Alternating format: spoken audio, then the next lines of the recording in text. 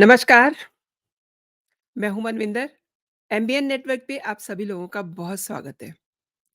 आज की रात दिल्ली के सीएम अरविंद केजरीवाल बामुश्किल गुज़ारी है उन्होंने अपनी रात।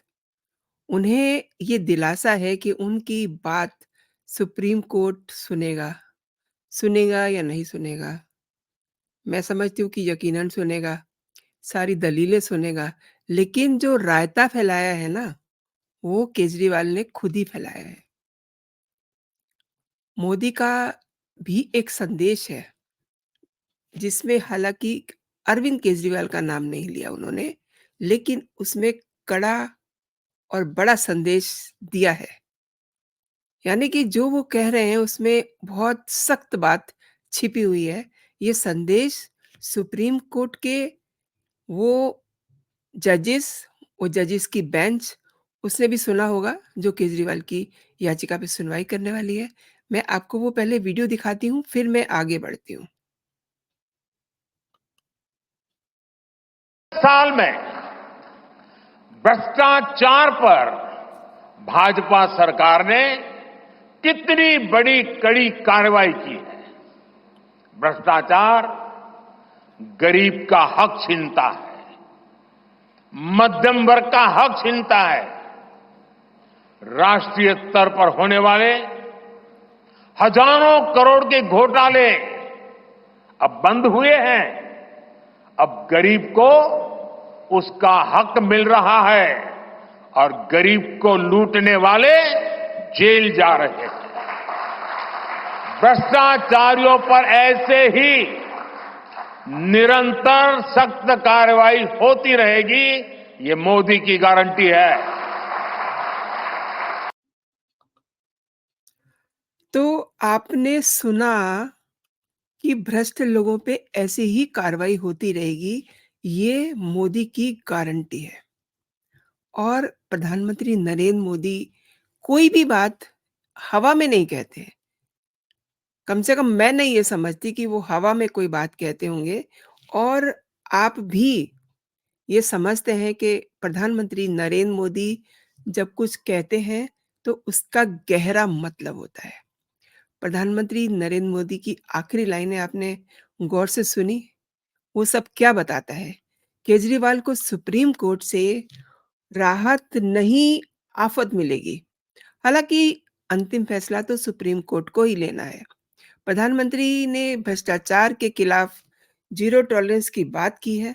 ये भी अपने आप में बहुत बड़ी बात है और ये बात उन्होंने पहली बार नहीं की है।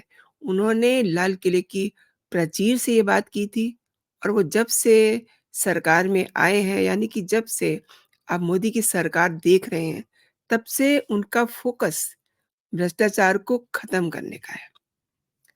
अब मैं दोबारा से अरविंद केजरीवाल की सुनवाई पर आती हूँ कि उनके ऊपर कितने सारे संकट आए हुए हैं। कानून के जो जानकार हैं, वो ये कहते हैं कि अगर अरविंद केजरीवाल ईमानदार हैं, ईमानदार कहते हैं ना कि मैं कट्टर ईमानदार हूँ। अगर वो इसे दिखाते हुए ईडी के पहले, दूसरे, तीसरे या फिर चौथे सम्मन पर भी पेश हो जाते, तो स्थितियाँ आज ये नहीं होती। केजरीवाल आज जेल के पीछे नहीं होते। लेकिन केजरीवाल ने ऐसा किया ही नहीं। अपनी ज़िद के आगे अपनी ज़िद को उन्होंने बड़ा किया, कानून को उन्होंने ठेंगा दिखाया और ईडी को खुद से छोटा समझने की भूल की। यहाँ तक ईडी का रोल है। ईडी ने शायद से 9वें सम्मन तक केजरीवाल को एज़ ए सीएम रिस्पेक्ट दी। सम्मन ज़रूर भेजे, लेकिन उससे आगे नहीं बढ़े। अब केजरीवाल ने मैंने क्यों बोला कि केजरीवाल ने रायता खुद ही बिखेरा है। केजरीवाल ने ईडी के सम्मन पर जाने की तैयारी तो की, लेकिन कोर्ट के ज़रिए।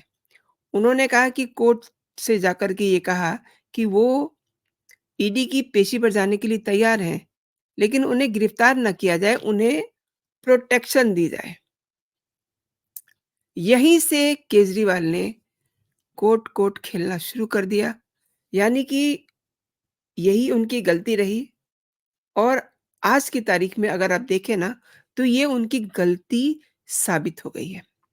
लोअर कोर्ट ने जब ईडी की फाइल माँगी और देखी, तो उनकी भी आँखें फटी की फटी रह गईं। जुर्म की लंबी लिस्ट, सब कुछ क्लियर, और अभी तक केजरीवाल की गिरफ्तारी नहीं हुई। कोर्ट ने उल्टे ईडी को ही सवाल कर दिया कि आपको इनकी गिरफ्तारी करने से कौन रोक रहा है? ये जो लाइन है कोर्ट की, ये बहुत बड़ी लाइन है। उसी दिन 21 मार्च को केजरीवाल को शाम को उनके घर से गिरफ्तार कर लिया गया। और जिस तरीके से अरविंद केजरीवाल को गिरफ्तार किया गया है ना, उसे कहते हैं कि उन्हें उठा लिया गया। दिल्ली हाई कोर्ट ने भी गिरफ्तारी के खिलाफ जो अरविंद केजरीवाल की लीगल टीम ने याचिका दायर की थी, उस पे राहत नहीं दी। इसी की बात केजरीवाल इसी के बाद केजरीवाल की लीगल टीम ने सुप्रीम कोर्ट जाने का रुख किया, तैयारी की, जिस पर आज सुनवाई है। अब केजरीवाल के सामने एक आध संकट नहीं है, उनके सामने संकट की लाइन लगी हुई है। मैंने आगे भी एक वीडियो बनाया था कि उनकी तरफ मुश्किलों की कॉनवाई जो है वो चल दी है। पहला संकट तो यही है कि याचिका पर सुप्रीम कोर्ट क्या स्टैंड लेगा, ये सिर्फ सुप्रीम कोर्ट जानता है। ये सोच करके उन्हें रात भर नींद नहीं आई। दूसरा संकट, दिल्ली की सरकार का संकट, जहाँ कई सारी पेंडेंसियाँ हो रही हैं। आई मीन सीएम को कई फाइलों पर संस्तुति करनी होती है। हालाँकि ये भी दिलचस्प है कि अरविंद केजरीवाल ने कभी किसी फाइल पर साइन ही नहीं किए, उनके पास कोई विभाग ही नहीं था। लेकिन इसके बावजूद हर फाइल में, हर आदेश में, हर फैसले में सीएम को बाकायदा सीएम की कंसेंट ली जाती है। काम करने वाले लोग तो दूसरे ही होते हैं। और अरविंद केजरीवाल को तो वैसे भी बहुत सारे काम थे। शराब घोटाले को लेकर के, जल घोटाले को लेकर के, तमाम सारे घोटाले। अभी तो एक ही घोटाला खुला है दोस्तों, शराब घोटाला, अभी तो जल घोटाला, उसके बाद बस घोटाला, उसके बाद पैनिक घोटाला। देयर आर सो मेनी घोटालास इन अरविंद केजरीवाल की जो सरकार है उसमें। अच्छा, अब जेल से सरकार चलाने की उनकी पूरी तैयारी थी। उनको ये लग रहा था कि जेल तो भई उनके जो यारी दोस्ती है उसी के मंत्री जेल चलाते हैं, जेल उनके अंडर में है और उन्हें कोई दिक्कत नहीं होगी। जेल से जैसे भी चाहेंगे वैसे ही वो कर लेंगे। इसीलिए ये सोच करके आज तक उन्होंने इस्तीफ़ा नहीं दिया। अब अब आज की सुनवाई के बाद उन पर ये प्रेशर भी बनेगा कि वो इस्तीफ़ा दें। पिछले कई दिनों से ये बात चल रही है, आपको पता ही है कि उनके साथ जो मुलाकातें करने वाले लोग जा रहे हैं, उन पर पूरी नज़र रखी जा रही है। क्यों? क्योंकि अरविंद केजरीवाल ने सरकार चलानी शुरू कर दी थी, आदेश देने शुरू कर दिए थे और इसी दौरान एक बड़ा पंगा हो गया। आई एम सॉरी टू से, इस पंगा इस सेंस में हो गया कि उनके एक मंत्री ने इस्तीफ़ा दे दिया और अभी इस्तीफ़ों की और लंबी लाइन होने वाली है। इससे पहले कि ये पेंडेंसी बढ़े, अब जो राजकुमार आनंद हैं, उनके इस्तीफ़े को अभी तक स्वीकार नहीं किया गया है, राइट? अब कितने दिन तक बंदा लटका रहेगा? क्योंकि स्वीकार करने के बाद भी बहुत सारी फ़ॉर्मेलिटीज़ होती हैं। ये उनका इस्तीफ़ा राष्ट्रपति तक जाएगा। तो अभी तो इस्तीफ़ा फ़ाइल में बंद है, क्योंकि उन्होंने एड्रेस किया है अरविंद केजरीवाल को। अगर ये इस्तीफ़ा एलजी को होता, तो मेबी इतना संकट नहीं आता। लेकिन उन्हीं की सरकार में कुछ ऐसे लोग हैं, जो ये सब आई शुड से शैतानियाँ करवा रहे हैं। यानी कि अगर ये राजकुमार आनंद का इस्तीफ़ा अ, किसी दूसरे को एड्रेस होता, आई मीन एलजी बैठे हुए हैं, उनको अगर वो एड्रेस करते, तो उनका इस्तीफ़ा स्वीकार हो जाता। लेकिन एलजी को सीएम को बायपास करने की इजाज़त नहीं देता कानून, क्योंकि ये हमारा कानून है ना, तो कानून से सब लोग बंधे हुए हैं। ये बातें अरविंद केजरीवाल बखूबी जानते हैं कि वो अगर इस्तीफ़ा नहीं देंगे, तो पेंडेंसी की लिस्ट लंबी होती जाएगी और वो ये शायद ये सोच रहे हैं, तब शायद उनको जेल से सरकार चलाने की इजाज़त मिल जाएगी। एंड मैं आपको एक एक बार फिर से बता दूँ कि उनको 21 मार्च को अरेस्ट किया गया, लेकिन उन्होंने 2 महीने पहले से ही तैयारी की हुई थी। उन्होंने बाकायदा दिल्ली की जनता से रेफरेंडम करवाया कि मुझे अगर गिरफ्तार किया जाता है, तो मैं क्या करूँ? What I should do? मैं जेल से सरकार चलाऊँ या कि मैं इस्तीफ़ा दे दूँ? अब जनता ने क्या कहा ये तो जनता ही जानती है, लेकिन इस्तीफ़ा अभी तक अरविंद केजरीवाल ने नहीं दिया, ये बड़ा इश्यू है। इस्तीफ़ा नहीं दिया और दिल्ली सरकार में कई सारी चीज़ों की पेंडेंसी हो गई है और आपको पता ही है कि अब उनका वो सपना भी टूट गया कि वो जेल से सरकार चलाएँगे क्योंकि उन पे नज़र रखी जा रही है। देखिए नज़र कई वजहों से रखी जा रही है। ये तो बात समझ में आती है कि जेल मैनुअल कहता है कि आप किसी फाइल पर, किसी कागज़ पे साइन नहीं करेंगे। एंड दूसरी बात नज़र रखने की ये है कि उनकी सिक्योरिटी इश्यूज़ को लेकर के भी उन पर नज़र रखी जाती है कि उनको कोई उनके साथ कोई प्रॉब्लमैटिक इश्यू ना बन जाए। नहीं तो बाहर बैठे आपिये जो हैं, वो और शोर मचाएँगे। अब मैं आती हूँ कि क्यों उनकी जो है चीज़ें इतनी डिफ़िकल्ट सिचुएशन में आ गई हैं। दिल्ली हाई कोर्ट ने अरविंद केजरीवाल की दिल्ली आबकारी नीति मामले में ईडी ने जो उनकी गिरफ्तारी की थी, उसको चुनौती देने वाली याचिका खारिज कर दी थी, राइट? उसके बाद ट्रायल कोर्ट ने भी उन्हें ईडी रिमांड में भेजने के लिए पारित आदेश को चुनौती दी थी। हाई कोर्ट ने केजरीवाल के उस तर्क को भी खारिज कर दिया और गिरफ्तारी लोकसभा चुनाव में पार्टी को नुकसान पहुँचाने के लिए की गई है, ये वो कह रहे थे और इसके बाद तमाम सारे वो चुनावी बॉन्ड और न जाने क्या-क्या चीज़ों को उन्होंने कहा। लेकिन अब सवाल ये है ना कि ये सब बहाने कि उन्हें चुनाव लड़ने से रोका जा रहा है। तो पहले तो वो यही बता दें कि वो कहाँ से चुनाव लड़ने जा रहे हैं। उनकी जो जज थीं, जज साहिबा ने ये कहा कि इस मामले में धारा 70 पीएमएलए की कठोरता आकर्षित होती है और धारा 70 कंपनियों द्वारा किए गए अपराधों को दंडित करती है। इसमें प्रावधान है कि जब कोई कंपनी पीएमएलए एक्ट का उल्लंघन करती है, तो उस व्यक्ति जो उल्लंघन के समय कंपनी के व्यवसाय को चला रहा होता है, उसको दोषी माना जाता है। और कोर्ट ने ये भी कहा मतलब मैं आपको ये इसलिए बता रही हूँ क्योंकि कोर्ट ने काफ़ी कड़ी और सख्त टिप्पणियाँ की हैं।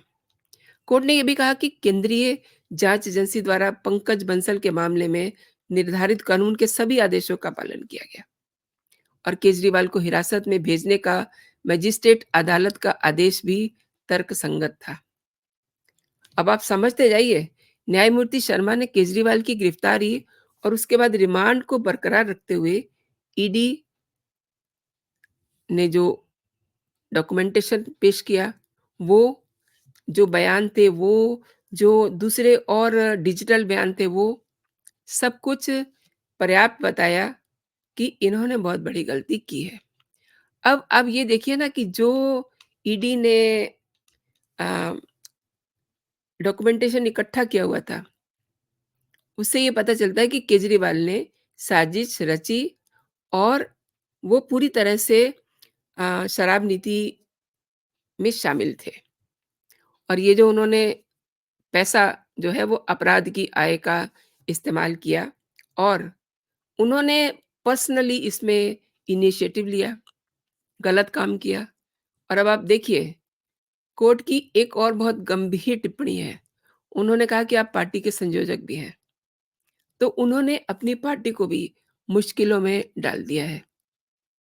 अब सवाल ये है केजरीवाल को नींद आए या ना आए, केजरीवाल को अच्छा लगे या ना लगे, उनकी पार्टी बाहर जो भी शोर मचाए, लेकिन कोर्ट ने ये भी कहा कि कानून सबके लिए बराबर है और जो ये बात कही जा रही है कि चुनाव के समय उनको अरेस्ट किया गया है, तो इसके साथ ये भी आप समझिए ना कि चुनाव के समय की परवाह किए बिना कानून के अनुसार उनकी गिरफ्तारी की गई है और ये कह रहे हैं कि रिमांड की जांच होनी चाहिए। तो ये कैसा तर्क हुआ? केजरीवाल के वकील ने सरकारी गवाहों द्वारा केजरीवाल के खिलाफ दिए गए बयानों की मतलब उनकी सत्यता पे भी उन्होंने सवाल उठा दिया है। लेकिन जज साहिबा ने बहुत अपना स्पष्ट आदेश दिया। ये आदेश पहले उन्होंने रिज़र्व रख लिया था। उसके बाद उन्होंने इसको गहन अध्ययन और रिसर्च के बाद इसको ओपन किया था सबके सामने कि इनको अभी कोई रियायत नहीं दी जा सकती। उसी के बाद ये सुप्रीम कोर्ट गए और आज उसी मामले में फिर से सुनवाई है। केस पूरा सेम है, जज बदले होंगे, ऑब्वियसली जज का सोच, समझ सब कुछ बदल जाता है। एक जज एक मैटर को दूसरे तरीके से डील करता है, दूसरा जज उसको दूसरी तरीके से समझता है और अब ये देखना बड़ा दिलचस्प होगा कि आज सुप्रीम कोर्ट में क्या होता है, क्योंकि आज के फैसले पर बहुत कुछ निर्धारित हो जाएगा। अब तक जो केजरीवाल ये कह रहे थे कि उनकी गिरफ्तारी गलत है और वो जेल से ही सरकार चलाएँगे, तो यहाँ पर भी उनको सोचना पड़ेगा। सोचना ये पड़ेगा कि उनको इस्तीफ़ा तो देना ही पड़ेगा। मैंने आपसे अभी ज़िक्र किया ना इसी वीडियो में कि बहुत सारी पेंडेंसी हो रही है। हो सकता है अगले दिनों में कुछ और इस्तीफ़े आ जाएँ, तो क्या उनके इस्तीफ़े, उनके विभाग ऐसे ही हवा में रहेंगे? उनको कोई और ऑफ़िशिएट नहीं करेगा और ये आदेश केवल सीएम कर सकता है। एक और बात, 15 अप्रैल को एक और इम्पोर्टेंट बात होने जा रही है। उनको उनके एक और सीएम दोस्त भगवंत मान भी मिलने आ रहे हैं। उनको समय का स्लॉट बता दिया गया है, 12 बजे उनकी मुलाकात होनी है। ऑलमोस्ट केजरीवाल के जो इस पे याचिका पे जो फैसला होना है, वो भी ऑलमोस्ट यही टाइम होगा। अब ये कह नहीं सकते कि जो फैसला होगा, वो सुरक्षित भी रखा जा सकता है। ये तो कल ही पता चलेगा। लेकिन भगवंत मान उनसे मिलने आ रहे हैं। अब कहा तो ये भी जा रहा है कि ये जो बाहर आप ये शोर मचा रहे हैं, केजरीवाल चाहेंगे कि शायद से भगवंत मान उसको हैंडल करें और एक जो संभावना है वो ये भी है कि भगवंत मान को शायद वो सह-संयोजक बना दें और फिर उन्हें कहें कि आप विधायकों की बैठक बुला लीजिए। अगर अगर राष्ट्रपति शासन लगने की सूरत में फिर वो सुनीता केजरीवाल को मुख्यमंत्री के लिए कह सकते हैं। तो ये एक तरीका हो सकता है, लेकिन हो सकता है। अब केजरीवाल के मन में क्या है, भगवंत मान को क्या कहना है, क्या उन्हें स्ट्रैटेजी बनानी है, वो ऐसा कुछ नहीं है कि चुनाव के लिए वो स्ट्रैटेजी बनाने के लिए जेल जा रहे हैं। कल इस बात पे भी बहुत कुछ इम्पोर्टेंट उनमें बातचीत होने वाली है और उसका खुलासा ऑब्वियसली भगवंत मान करेंगे। अब ये देखना भी बड़ा दिलचस्प होगा। तो दोस्तों, आपने मेरे साथ पूरा वीडियो देखा। आपका बहुत-बहुत धन्यवाद। आजकल आप लोग मेरा चैनल सब्सक्राइब नहीं कर रहे हैं, जो नए दर्शक हैं। मैं चाहूँगी जो मेरे नए दर्शक हैं, मेरे चैनल को सब्सक्राइब करें और अगर आप इसे रियली पसंद कर रहे हैं, तो इसको लाइक ज़रूर करें। इस पे अपनी टिप्पणी ज़रूर दें एंड एक बेल आइकन भी होता है, उसकी बड़ी इम्पोर्टेंस होती है। अगर आप उसको प्रेस करेंगे, तो आपको ऑटोमैटिकली मेरे वीडियोज़ और नोटिफ़िकेशन मिलेंगे। तो उसे आप प्रेस कर दीजिए। अभी के लिए इतना ही दोस्तों, आप अपना और अपनों का ख़्याल रखिए, खुश रहिए, स्वस्थ रहिए। जय हिंद, जय भारत।